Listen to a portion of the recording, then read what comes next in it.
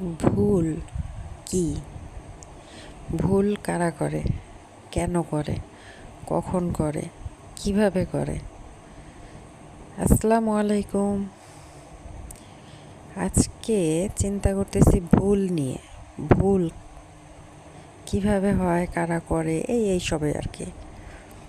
আমার মতে ভুল হচ্ছে ভুলই।